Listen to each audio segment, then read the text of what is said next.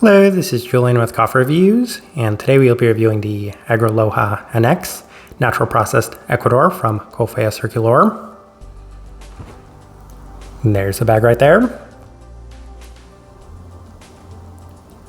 And Coffea Circulor, based out of Arendal, Norway. And they're a coffee roaster we're going to be featuring a lot over the next month, including our next few reviews, as a lot of people know that they're one of my favorite coffee roasters in the entire world. And the only reason we haven't featured them more this year is because I've been waiting for them to either release some Pepe Hijón coffees or some more Ecuadorian coffees in general. But unfortunately, it does not appear that they will. So I decided to pull the trigger when they released some coffees that did catch my interest. This is one that I've had my eye on for a while, as it is a natural processed Típica Mejorado, which hasn't been overly common this year. So I was definitely curious to see how one of my favorite coffee roasters would do with a coffee like this. So we will see how this one turned out, as this right here is day 40.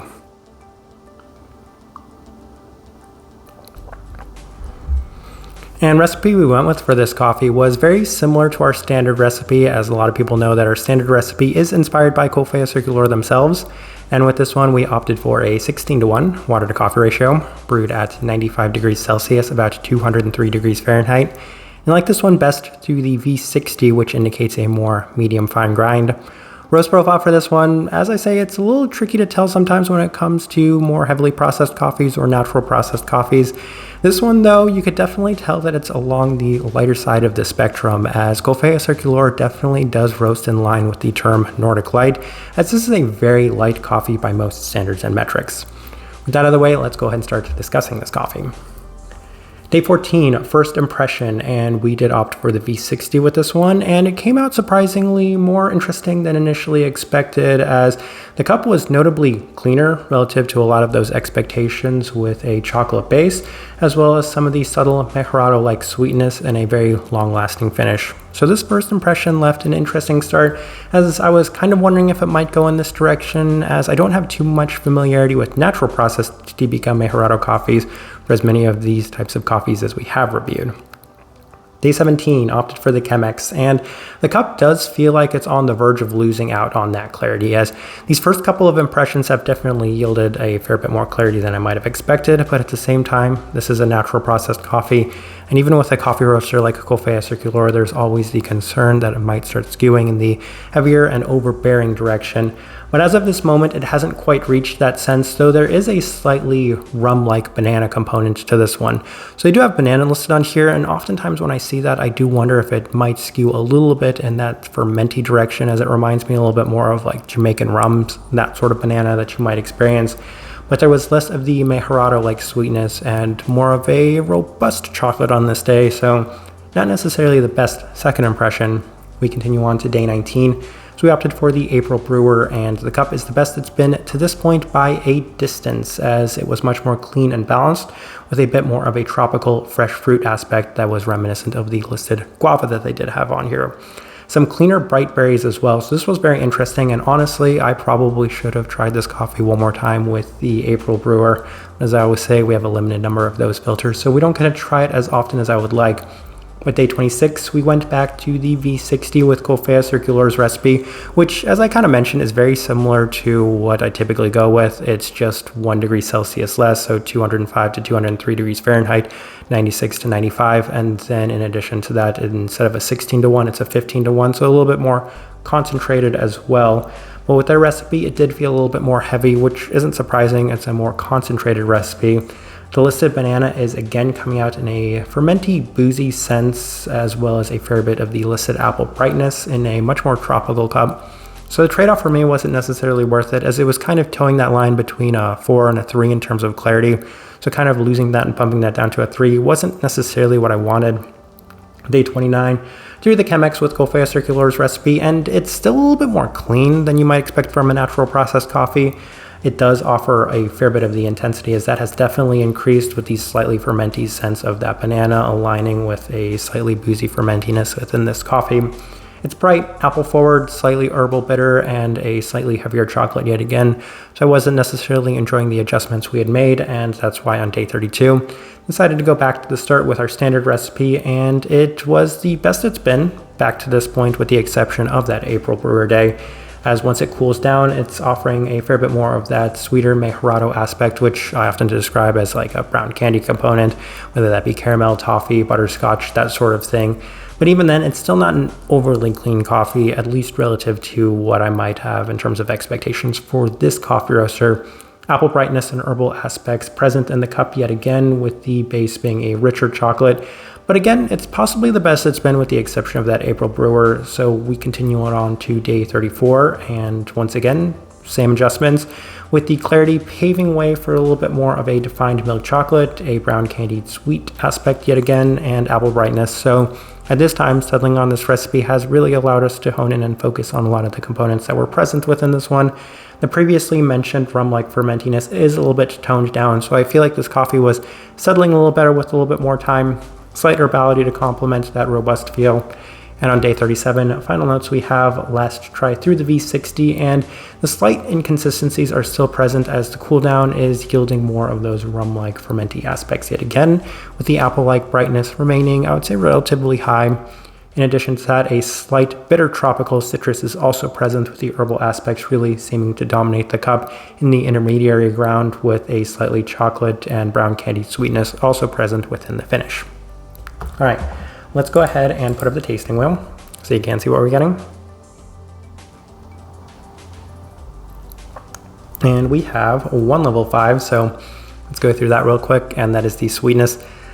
Level 5, yes, and I feel like a lot of people know that the reason I enjoy this variety so much is because it offers tremendous sweetness, and this one right here definitely offered that from start to finish. I would say it's one of the most consistent parts of this coffee from start to finish, so yes, it definitely justified that level 5 mark. Typically, washed Típica Mejorado coffees can score that level 5, so it's not surprising in any regard that a natural processed version of that variety scored that level 5 mark. Then we have a couple of level 4s. We'll start with the finish at a level 4. Yes, even though this one had a little bit more long-lasting of a finish, I don't think it ever reached the point of being overbearing. The sweetness may have been a slight bit overbearing, but the finish wasn't necessarily there. It was between the 4 and the 5, so it was definitely on the higher side of that 4, as this one had a fair bit of a long-lasting finish. Acidity, level 4. Yes, this one was perhaps a little bit more bright than I might have expected going into it, because that hasn't necessarily always been the case with these Típica Mejorado coffees, but this one right here was skewing a little bit more in that direction, so another thing that I took note of in this tasting wheel. Berry fruit, level 4, yes. And as I kind of mentioned, it's just a little bit more of these kind of cleaner, bright berries at times, and it wasn't something that I was also expecting going into this, as that's typically not something I'm experiencing from a lot of Típica Mejorado coffees, but I think that that's a little bit more in line with the processing method, the natural processing of this coffee. Citrus fruit, level 4, yes. And as I kind of mentioned, it's a slightly more bitter citric component to it. In addition to that, that's always the best place to align the apple, and that's going to be that apple brightness that was present within this one. So for the berry, maybe a little bit more in that kind of tropical berry sense, again thinking that very strong kind of natural fermenting guava, as well as the banana, which was an ever-present component within this one. So that kind of defines the berry attribute. But as far as the citric attribute goes, I would say it was a combination of that kind of apple brightness. And in addition to that, as mentioned, a slightly more bitter citrus. So I could see something like a pineapple present within this one as well, an unripened pineapple. And then we have some level 3s, and I'll actually start on the other side of the tasting wheel. The florality, the spice, and the saltiness, they're all kind of more subtle factors within this one, a little bit more of that floral chocolate base to it. I don't necessarily feel like the spice or salt are things that are worth delving into too much. The chocolate, yes, it's one of the notes that they have listed on here. I might have expected it to be a little bit more prominent than it was, but I think it was because it was dominated by some of the other factors within this one, including that kind of fermenty banana-like components to it. Caramel level 3. I think that's very interesting given that the washed versions of these coffees have had a lot more of that. I think that maybe the natural processing does take away from it a little bit, as those things can be subtle, but in this, when things are heavier and skewing a lot more in other directions, then it's not quite felt as heavily as it is in washed processed coffees. So I wonder if that's why it scored at a level 3. Savoriness, level 3. Yes, that does go in line with the spice and herbality, as they do have a cola note listed on here, and I oftentimes say that the cola notes do insinuate that interesting kind of soda herbality to it. That's why both of those things scored at the level 3. But obviously the big thing, and the thing most worth discussing within this tasting wheel, is the cleanliness at a level 3.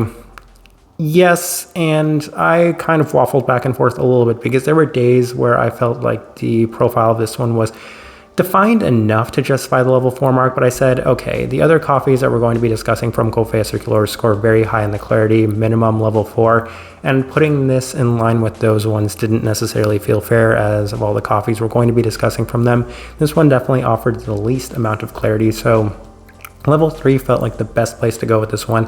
3.5, there were some days where it could have justified the 4, but I feel like this is the perfect place to put this one.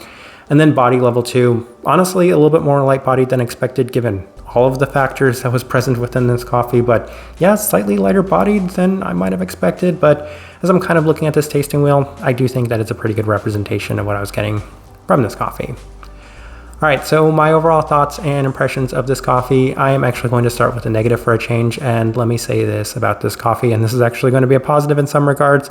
Out of all the coffees we're going to be discussing from Coffea Circulor, I believe that this one is probably my least favorite by a distance, but that being said, it actually still is well above average for the expectations I have for any coffee going into them, as I thought that this one was, well, just a well above average cup of coffee to begin with. It did offer a lot of things that I enjoyed. The sweetness was nice, even if it at times felt a little overbearing. I did find some interesting components to this one as well, most notably that tropical aspect, the brightness that was present within it, and just some overall rounded depths to this coffee in general. It offered a little bit more unique of a profile relative to a lot of my expectations for it going into it. But obviously, the reason that I didn't enjoy this one as much as some of the other coffees from Coffea Circulor we're going to be discussing, the clarity, that's going to be the biggest sticking point to me. Because I feel like if we were able to bump this up to a level 4, if we were able to kind of get rid of some of the fermenty aspects of that rum-like banana, that rum-like feel to it, and just those natural components within this one, then this one could have scored very high, as it did offer some really nice components, especially in terms of that sweetness. So I think that's just kind of what was missing from this one. My overall thoughts in general was that I think that the natural processing of Típica Mejorado coffees is overkill, since they already can score level 5 in sweetness, and really heightening the profile of this one might take away from some of the more subtle, beautiful components that can be present within this variety. Type of person I would suggest this coffee to, obviously the first direction I must point somebody towards is sweetness. If you really like your very sweet coffees, and this one was very, very sweet. Even then, I don't think it scored too much above a level 5. There have been times in the past I've said these coffees could justify level 6. This one belongs right there at that level 5. It's a very sweet coffee, not to the extent as some of the other Mejorado coffees we've had. In addition to that, it does offer some very interesting brightness, especially in terms of the apple acidity direction. And in addition to that, it does offer a little bit more of a unique kind of fermenty banana component, because as I've mentioned, it's not something that features in a lot of coffees. I have mentioned it in the past, but kind of combining it with maybe a little bit more sweet of a cup of coffee and a lighter profile in general can make for a very interesting combination, but that's the best direction I can point somebody towards for this one, and the best way I can leave this review. If you by chance had an opportunity to try this coffee, I'd love to know your thoughts and impressions of it as well. If you're enjoying the content, give this video a like. Subscribe if you're not already subscribed. This right here has been a review of the Argoloja NX, natural processed Ecuador from Coffea Circulor. Thank you for watching.